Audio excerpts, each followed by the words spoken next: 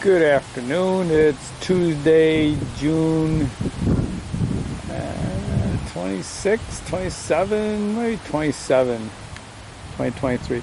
So the sawmill I was using the other day, and it seemed to be losing quite a bit of power. So we're going to change out the air filter and the pre-filter. We bought new ones at the local small engine store.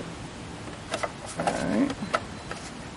I have to go, forgot my screwdriver here. Yeah, looks like it's lined up, I guess. I gotta screw this in.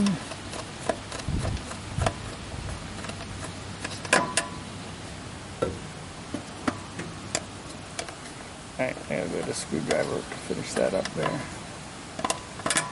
And we also bought, there we go. I also bought a spark plug. We're gonna put that in. And change oil. Alright, so the new one, this is the old one, the new one's on the left. So the old one has a black, which I think is carbon deposits, and the insulator is tan, which I don't know what that means. The electric doesn't look too bad. Alright, we'll put a new spark plug in.